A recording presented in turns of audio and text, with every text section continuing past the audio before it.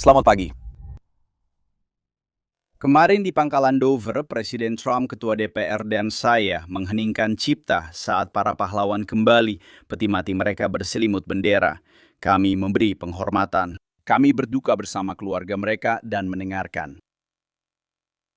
Yang saya dengar di antara air mata, pelukan, kekuatan, dan tekad adalah hal yang sama dari setiap keluarga.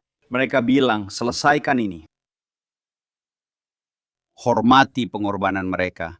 Jangan ragu, jangan berhenti sampai pekerjaan ini selesai. Jawaban saya sama seperti jawaban Presiden, sangat sederhana dan jelas. Kita akan menyelesaikan ini. Kita akan menghormati pengorbanan mereka. Pengorbanan mereka justru memperkuat komitmen kita. Saya memakai gelang ini. Sersan Staf Jorge Oliveira adalah salah satu sersan atau spesialis saya di Teluk Guantanamo. Dia dikirim ke Afghanistan dan tewas pada 19 Oktober 2011. Tewas 10 tahun setelah 11 September. 15 tahun lalu, ia termasuk 1% terbaik Amerika. Dia bukan hanya anggota Garda Nasional, tapi juga polisi dan kepala keluarga. Saya mengingatnya setiap hari, seperti banyak orang dari generasi kita dan sebelumnya yang memakai gelang ini. Kita akan selalu mengenang mereka yang gugur dalam konflik ini. Nama-nama mereka sekarang terukir selamanya dalam misi mulia kita dan di jiwa bangsa yang sangat berterima kasih. Saya berbicara langsung kepada kalian, rakyat Amerika. Bukan melalui filter, tidak. Bukan melalui para reporter, dan juga bukan melalui manipulasi media kabel. Pers yang tidak jujur dan anti-Trump tak akan berhenti berusaha. Kita sudah tahu untuk mengecilkan kemajuan, membesar-besarkan biaya, dan mempertanyakan setiap langkah. Sayangnya, sindrom meltdown Trump sudah ada di DNA mereka. Mereka ingin Presiden Trump gagal. Tapi kalian, rakyat Amerika, tahu lebih baik. Ya, ada para wartawan di depan saya, tapi mereka bukanlah audiens kita. Hari ini adalah kalian, rakyat Amerika yang baik, sopan, dan patriotik. Kalian, para patriot Amerika, pekerja keras, pembayar pajak, dan takut akan Tuhan. Sebagian besar media di sini ingin kalian berpikir seperti itu. Baru 19 hari sejak konflik dimulai, kita tampaknya bergerak menuju jurang tak berujung, perang abadi, atau kubangan tanpa akhir. Pada kenyataannya, tidak ada yang lebih jauh dari kebenaran daripada itu. Dengarkan aku, salah satu dari ratusan ribu yang pernah bertempur di Irak dan Afghanistan, yang melihat para politisi bodoh sebelumnya, seperti Bush, Obama, dan Biden, menyia-nyiakan kredibilitas Amerika. Ini bukanlah perang itu. Presiden Trump lebih paham. Epic Fury berbeda, terfokus seperti laser, sangat menentukan. Tujuan kami yang langsung diberikan oleh Presiden kami, America First, tetap persis sama sejak hari pertama. Ini jelas bukan tujuan media, apalagi tujuan pemerintah Iran, dan juga bukan tujuan baru. Tujuan kami tetap tidak berubah, fokus tepat pada sasaran dan sesuai rencana. Menghancurkan rudal, peluncur, dan basis industri pertahanan Iran agar mereka tidak bisa membangun kembali. Menghancurkan angkatan lautnya, serta memastikan Iran tidak pernah memperoleh senjata nuklir. Tujuan kami sejak hari pertama. Kepada anggota pers yang patriotik, tidak ada yang bisa memberikan kesempurnaan di masa perang. Gedung ini paling tahu hal itu. Tapi, laporkanlah kenyataannya. Kita menang dengan meyakinkan dan dengan cara kita.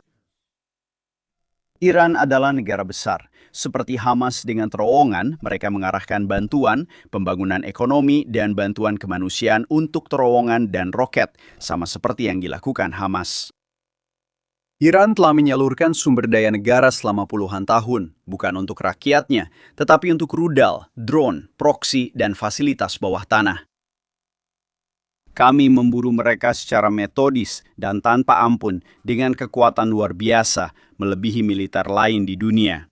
Hasilnya pun terlihat jelas. Kami sudah menyerang lebih dari 7.000 target di Iran dan infrastrukturnya. Ini bukan proses bertahap, melainkan kekuatan luar biasa yang diterapkan dengan presisi. Dan sekali lagi, hari ini akan menjadi paket serangan terbesar sejauh ini, sama seperti kemarin. Seperti yang saya bilang sejak awal, kemampuan kita berkembang, sementara Iran menurun. Kita memburu dan melancarkan kematian dan kehancuran dari atas. Pertahanan udara Iran dinetralkan. Basis industri pertahanan, jalur produksi, dari program rudal dan drone mereka telah terkena dampak berat. Kami menyerang ratusan basis industri pertahanan mereka, paling berdampak pada kemampuan produksi rudal balistik baru mereka. Serangan rudal dan UAV serang seperti drone kamikaze terhadap pasukan kami turun 90% sejak awal konflik. Orang Iran masih menembak, tapi mereka akan menembak lebih banyak jika bisa, namun tidak bisa. Pekerjaan terakhir yang diinginkan siapapun di dunia saat ini adalah menjadi pemimpin senior IRGC atau Basij. Itu hanya pekerjaan sementara. Mengikuti pelajaran dari Laksamana Ernest King di Perang Dunia Kedua, kami memilih berbagi lautan dengan Iran. Kami memberi mereka setengah bagian bawah. Kami merusak atau menenggelamkan lebih dari 120 kapal angkatan laut mereka. Kami sering menunggu konfirmasi akhir kerusakan untuk memperoleh angka pasti. Armada permukaan mereka kini tidak relevan. 11 kapal selam mereka benar-benar lenyap. Pelabuhan militer mereka lumpuh. Iran telah meneror Amerika Serikat dan kepentingan kami selama 47 tahun. Industri utama mereka bukan baja, pertanian, atau pariwisata, melainkan terorisme yang disponsori Iran. Negara, milisi proksi, jaringan bawah tanah, rudal balistik, dan ideologi Islam yang mesianik serta penuh kekerasan, semuanya mengejar akhir zaman yang apokaliptik. Sebuah rezim seperti itu yang menolak untuk meninggalkan ambisi nuklirnya bukan hanya masalah regional, tetapi juga ancaman langsung bagi Amerika, kebebasan, dan peradaban. Dunia, Timur Tengah, sekutu Eropa yang tak tahu berterima kasih, bahkan sebagian media kita, seharusnya mengucapkan satu hal kepada Presiden Trump. Terima kasih. Terima kasih atas keberanian Anda mencegah negara teroris ini menyandera dunia dengan rudal, sementara membangun atau mencoba membuat bom nuklir. Terima kasih telah melakukan tugas dunia bebas. Upacara kemarin mengingatkan kita alasan berjuang, bukan untuk membangun negara atau mempromosikan demokrasi, tapi untuk menghancurkan ancaman langsung terhadap Amerika, rakyatnya, dan kepentingan kita. Kita berjuang untuk menang, dan kita sedang menang dengan cara kita sendiri, tetap teguh pada tujuan kita. Putra saya yang berusia 13 tahun masuk ke kantor saya tadi malam saat saya mengedit catatan ini. Dia bertanya soal perang dan keluarga yang dia kenal di Dover. Saya menatap dan berkata, mereka mati untuk Muna, agar generasimu tak menghadapi Iran dengan nuklir. Itu kebenarannya mutlak dan murni. Dan mereka benar-benar mengorbankan nyawa demi tujuan itu. Bagi keluarga yang berkata, selesaikan ini, kami akan menyelesaikannya. Dan saya katakan hal yang sama kepada setiap orang Amerika yang menginginkan perdamaian melalui kekuatan. Semoga Tuhan kita yang Maha Kuasa terus memberkati pasukan kita dalam perjuangan ini. Saya kembali meminta rakyat Amerika untuk mendoakan mereka setiap hari. Berlututlah bersama keluarga Anda, di sekolah-sekolah Anda, dan di gereja-gereja Anda. Selalu dalam nama Yesus Kristus. Semoga pasukan tetap teguh dan Tuhan menyertai mereka. Silakan, Tuan Presiden, Pak Menteri. Tuan Presiden, hadirin. Selamat pagi dan terima kasih. Kemarin saya menemani Presiden Adolf menyambut 6 pahlawan kembali ke tanah air. Merupakan suatu kehormatan dan privilege bagi saya untuk berada di sana dan mengucapkan terima kasih kepada keluarga mereka. Berasal dari Wing Pengisian Bahan Bakar Udara ke-6 di Pangkalan Udara MacDill, Florida, bertugas sebagai bagian dari unit aktif yang berasosiasi di Birmingham, Alabama, Mayor Alex Kleiner dan Tuan John Alex Kleiner, Mayor Ariana Savino, yang secara anumerta dipromosikan dari kapten menjadi mayor. Sersan Teknis Ashley Pruitt, operator boom dari Wing Pengisian Bahan Bakar Udara 123. Garda Nacional Ohio, de Pangkalan Rickenbacker, de Columbus. Kapten Seth Kowal, Kapten Kurt Zhang, dan sekarang Sersan Mayor Tyler Simmons yang juga operator boom yang dipromosikan di tim tersebut. Semua orang dan keluarga yang saya ajak bicara kemarin mengatakan orang yang mereka cintai gemar mengabdi, senang jadi bagian tim besar, dan mencintai dunia penerbangan. Kru pengisian bahan bakar udara di negara ini adalah pahlawan tanpa tanda jasa, pejuang luar biasa yang mempertaruhkan nyawa agar kita bisa bertempur menggunakan pengisian bahan bakar dan ICOM. Vi sua coragem e tenacidade frequentemente. Apa yang kalian lakukan pada 11 September ketika kalian membantu saya hingga ke langit asing, di mana kalian keluar dari jalur untuk memberi saya bahan bakar saat saya tidak bisa pergi. Sebuah pasukan darat di bawah tembakan. Mereka menjawab panggilan itu dan maju ke depan berulang kali. Saya bangga dan berterima kasih atas semua yang dilakukan kru pengisian bahan bakar, pilot, operator boom, dan teknisi perawatan kami. Kepada keluarga 6 pahlawan yang gugur, kami turut berduka cita. Bangsa ini takkan lupa pengorbanan dan nama mereka. Pasukan kami berduka bersama kalian dan akan selalu mengenang warisan mereka, anugerah, serta teladan besar bagi kita semua. Sekarang saya akan memberikan pembaruan tentang operasi. CENTCOM Shikimowa tetap mengikuti rencana untuk mencapai tujuan militer dan tetap gigih dalam mengejar kemampuan rudal, drone, angkatan laut, dan basis industri Iran. Setiap hari kami menyerang lebih dalam ke wilayah Iran. Menurut Komando Pusat Zewa, Amerika telah menjatuhkan bom penembus seberat 5.000 pon ke gudang bawah tanah rudal jelajah dan peralatan pendukung. Senjata-senjata ini dirancang khusus untuk menembus beton dan batu, lalu meledak setelah menembus penghalang tersebut.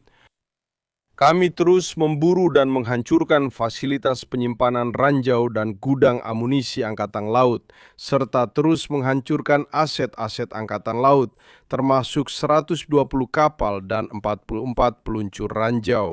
Tekanan terus berlanjut. Kami terbang ke timur, memasuki wilayah udara Iran untuk memberantas narkoba, drone serang, dan mengurangi proyeksi kekuatan Iran.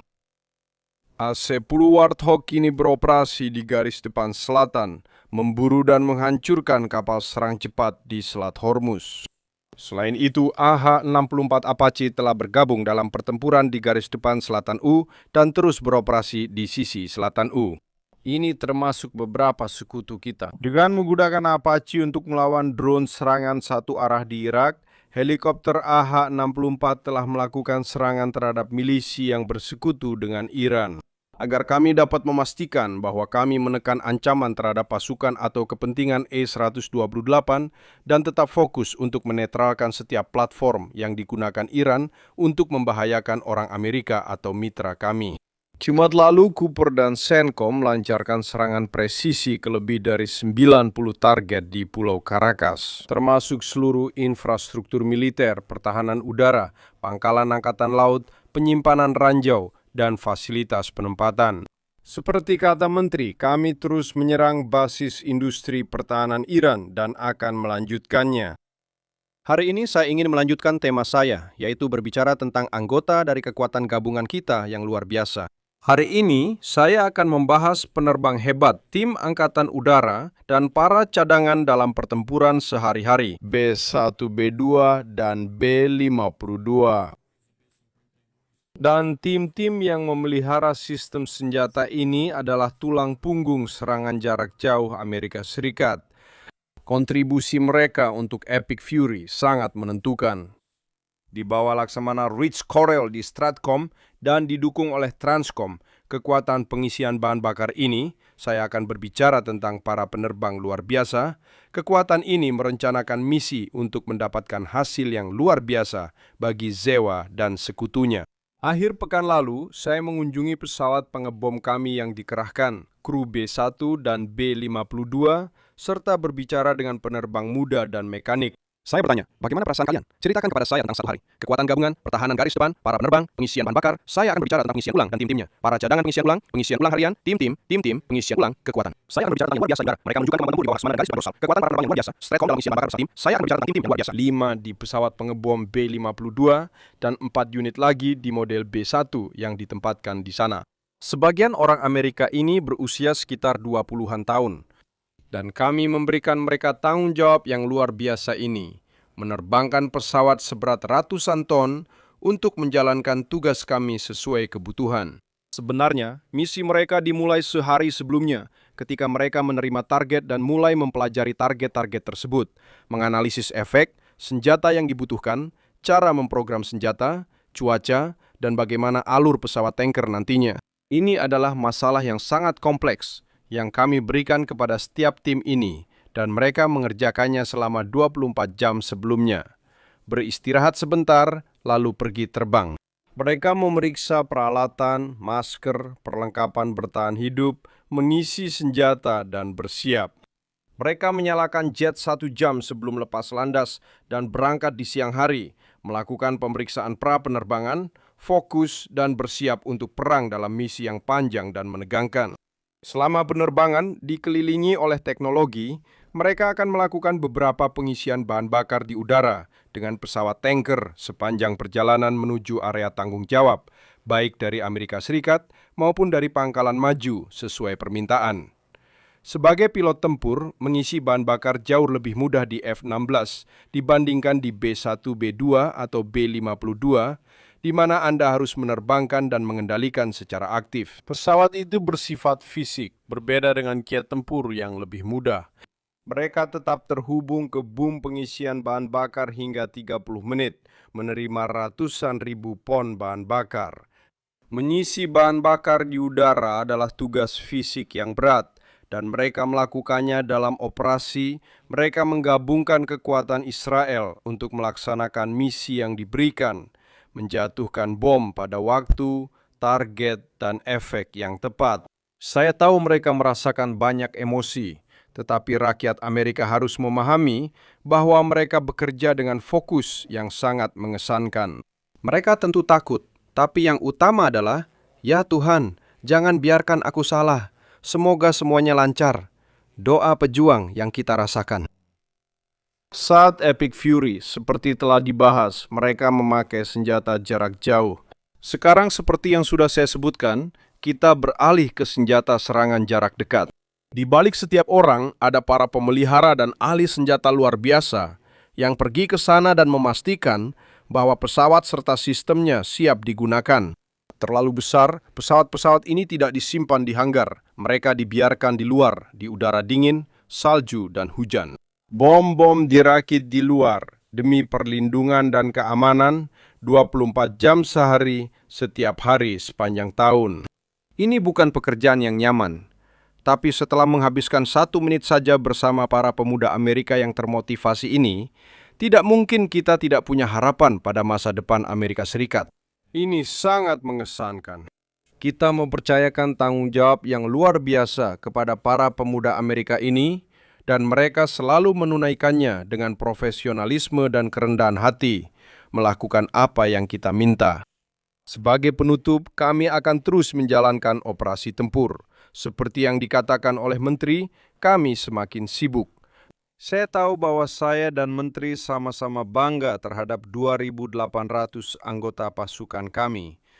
Saya berterima kasih atas ketangguhan dan profesionalisme pria dan wanita yang bertugas di Stratcom, Centcom, Spacecom, Cybercom, Transcom, dan di seluruh pasukan gabungan. Saya akhiri dari mana saya mulai. Hari ini kita mengenang 6 pahlawan yang gugur dan kembali ke tanah air. Mereka adalah yang terbaik dari bangsa ini. Untuk keluarga yang berduka, kami bersama kalian dan akan selalu mendampingi. Semoga kita selalu layak atas pengorbanan mereka. Silakan Anda lanjutkan. Terima kasih, silakan jawab Tuan Presiden. Terima kasih Menteri dan Presiden. Mengingat pembaruan Anda tentang target yang telah dicapai, seberapa dekat kita dengan tujuan Presiden dan bagaimana perkiraan akhir dari operasi ini tanpa mengungkapkan rencana sensitif? Kami tidak menetapkan batas waktu, tetapi tetap mengikuti rencana. Kami memantau indikator dan memberi informasi ke Presiden serta tim keamanan nasional.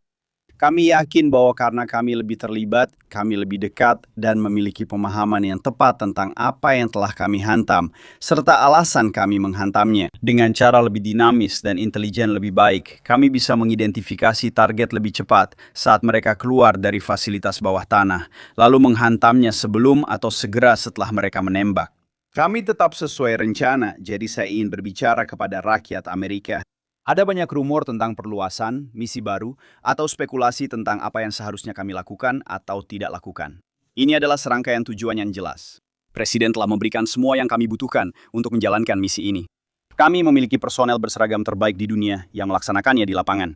Mereka yakin dan berkomitmen pada misi ini.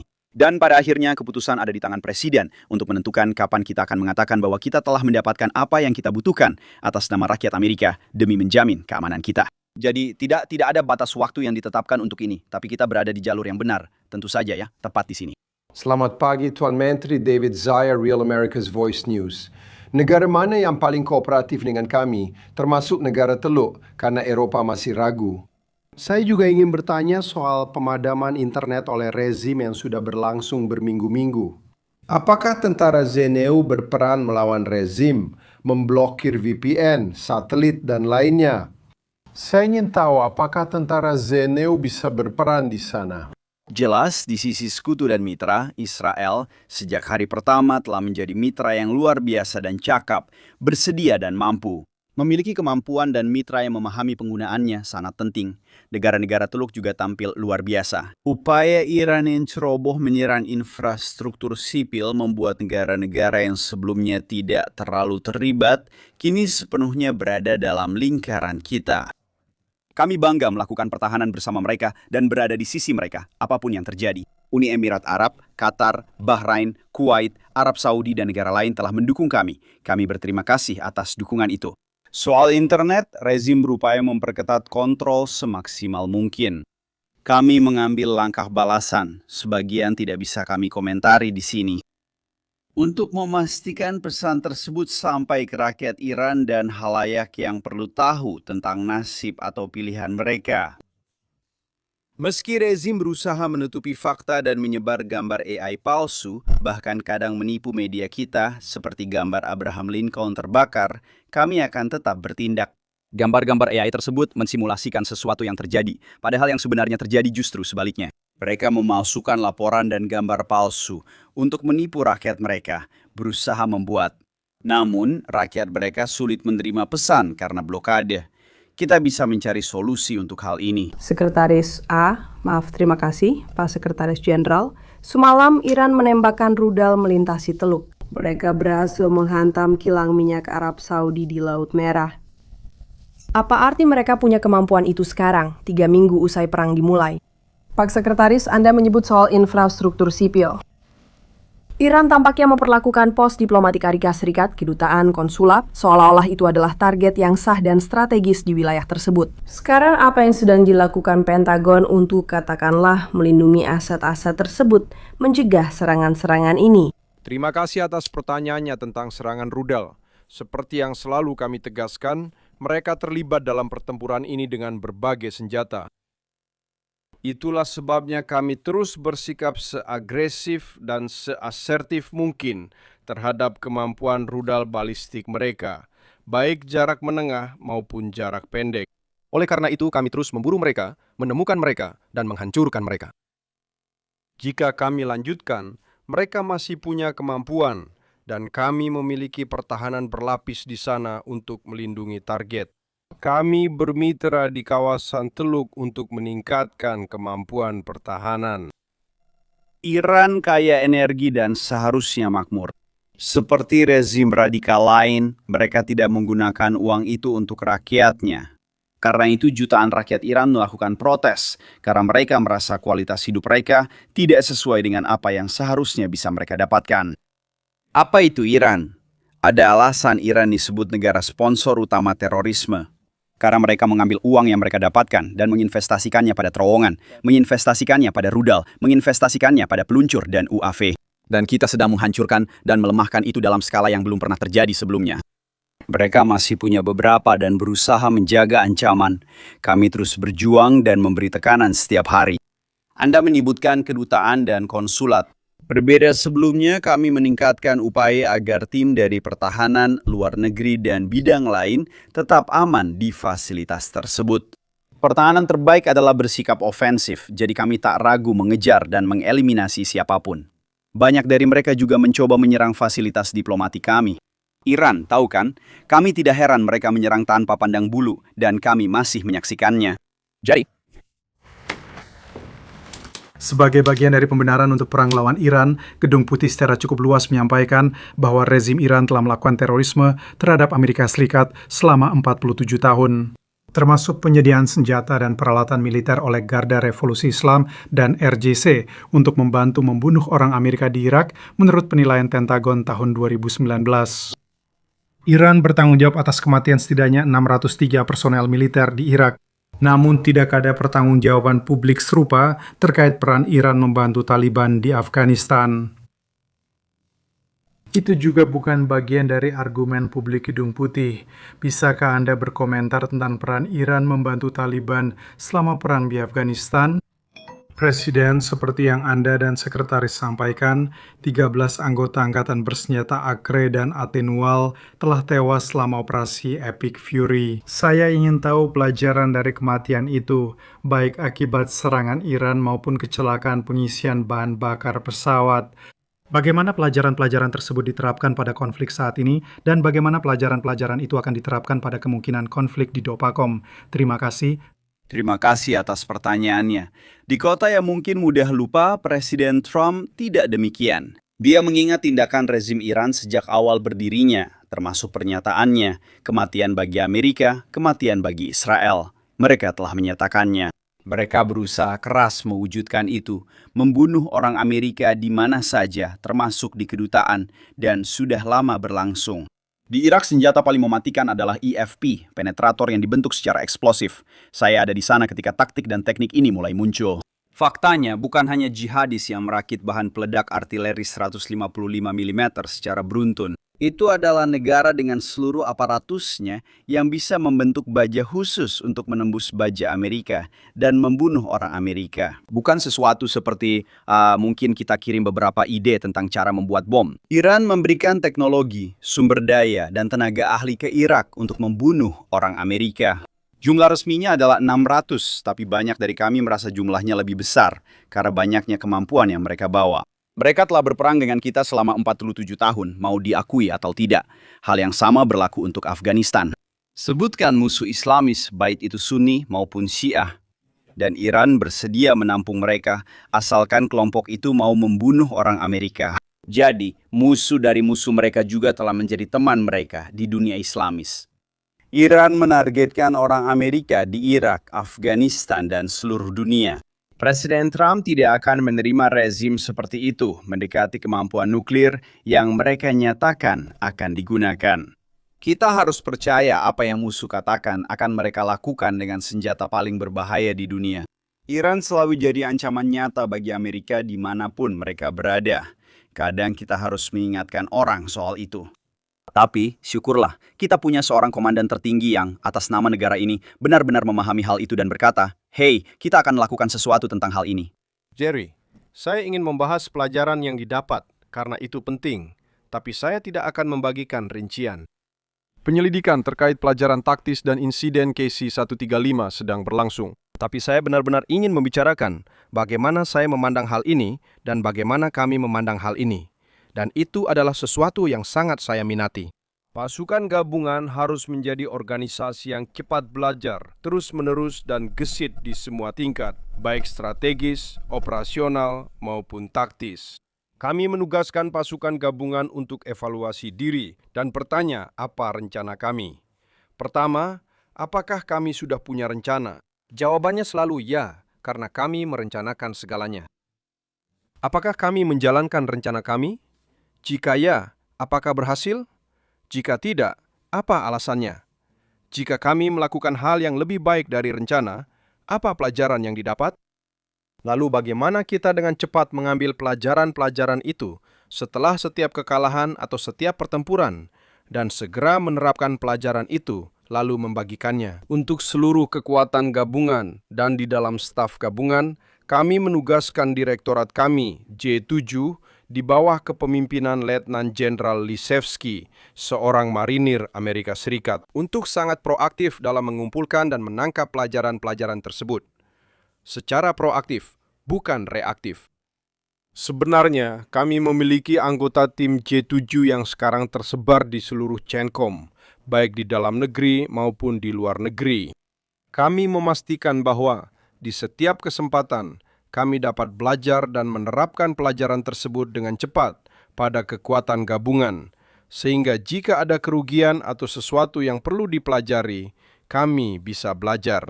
Tidak hanya di wilayah CENTCOM, kami juga menerapkan hal ini di semua komando. Tidak hanya di PACOM, ini berlaku untuk semua fungsi tempur. Saya minta mereka menganalisis secara ketat, tanpa ego, dan fokus pada kebenaran, bukan siapa yang benar. Bersikap objektif saat menganalisis pelajaran yang didapat. Kita berutang pada pasukan. Terima kasih atas pertanyaannya. Benar sekali Brown Jack, di belakang sana. Terima kasih Tuan Jonathan Dreher dari Politik Pedesaan. Setelah perang ini, Iran akan kehabisan rudal, drone, tanpa angkatan laut, dan tak mampu membuat senjata nuklir. Karena ancaman dan sponsor terorisme utama akan dilumpuhkan, ada rencana menarik sumber daya dan pasukan dari Timur Tengah. Menurut saya, di dunia sempurna, setahun setelah perang, bagaimana kehadiran militer di Timur Tengah dibanding sebelum perang? Terima kasih atas pertanyaannya. Saat Anda menghadapi ancaman nyata, itu menciptakan pilihan baru, bukan? Menurut saya, Presiden Trump menolak sekadar menerima status quo, seperti yang sering terjadi di kota ini. Tidak ada yang bisa melakukan apapun tentang hal itu. Mereka terlalu kuat, dan jika ini terjadi, dan jika itu yang terjadi, dia berkata. Apa yang menjadi kepentingan rakyat Amerika akan membutuhkan keberanian, akan membutuhkan kemampuan. Kita harus mengumpulkan kekuatan di sana untuk mewujudkannya. Kami tidak akan menyebut jumlah, durasi, atau tindakan yang akan diambil. Namun tindakan tegas diakui memperluas kemungkinan. Presiden Trump juga melakukan ini dengan menciptakan peluang untuk perjanjian Abraham. Kini, banyak negara itu mendekat ke kami dan mengakui ancaman Iran. Saya rasa sikap kita ke depan akan didasarkan pada keamanan nasional, proyeksi kekuatan, dan membela rakyat serta kepentingan. Presiden akan bekerja sama dengan mitra untuk evaluasi langkah terbaik ke depan. Terima kasih atas pertanyaannya. Ini adalah kebijakan Amerika Serikat, militer. Sekarang, Terima kasih banyak atas semuanya. Pak Sekretaris, 2 pertanyaan untuk Anda. Wakil Presiden sering menegaskan tujuan perang ini adalah mendenuklirisasi Iran dan menghindari keterpurukan lebih besar. Saya tahu Anda sudah menyebutkan hal itu. Saya ingin Anda menjelaskan lebih lanjut bagaimana cara melakukannya, bagaimana mendenuklirisasi negara tersebut, dan pada saat yang sama menghindari perang yang tak berkesudahan ini. Tadi malam muncul laporan bahwa Pentagon meminta dana tambahan 200 miliar dolar ke Gedung Putih untuk perang melawan Iran. Bisakah Anda mengonfirmasi dan menjelaskan alasan perlunya paket sebesar itu? Pertama, Midnight Hammer dengan misi berani dan tujuan jelas telah menonaktifkan pengayaan dan fungsi di fasilitas itu. Hal itu membuat Iran mengambil langkah maju dan mengakui, oke, kalian bisa menghantam ambisi nuklir kami. Seperti yang kalian lihat, kami masih berusaha, mari kita buat kesepakatan. Presiden Trump mengutus Steve dan Jared, 2 orang terbaik kami yang bekerja keras. Saya juga berupaya mencapai kesepakatan itu. Akhirnya menurut saya Iran berkata, ayo bicara, sambil tetap membangun lebih banyak rudal, memproduksi drone, dan menciptakan payung konvensional. Jadi jika kami mau, kami bisa membangun kembali program itu. Dengan naif mengira, Presiden Trump tak akan bertindak soal ini. Itulah mengapa, seperti kata Menteri Rubio dan saya, payung konvensional itu terus berkembang lebih besar. Kami harus menangani Midnight Hammer dan masalah ini untuk melindungi kemampuan nuklir. Soal 200 miliar dolar angkanya masih bisa berubah. Uang dibutuhkan untuk menyingkirkan orang jahat. Itulah sebabnya kami kembali ke Kongres dan rekan-rekan kami untuk memastikan pendanaan atas apa yang telah dilakukan dan untuk tindakan di masa depan, memastikan bahwa amunisi kami dan semua hal lainnya diisi ulang dan diperkuat melebihi kebutuhan.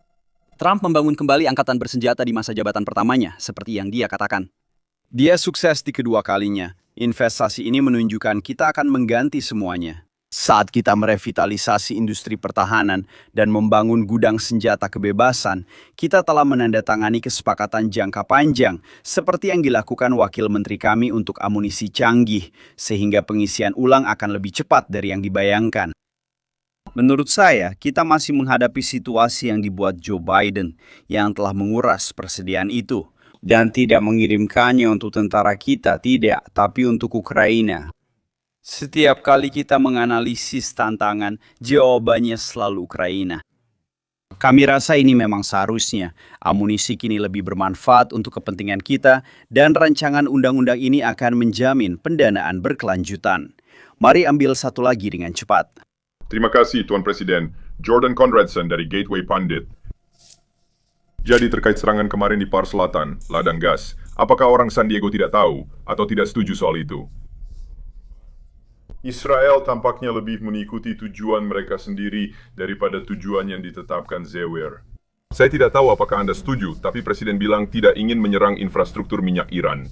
Sekarang, seperti saya katakan, AS akan menghindari itu. Di Pulau Kharg, minyak mencapai $120. Mengapa kita bantu Israel berperang? Jika mereka punya tujuan sendiri, terima kasih.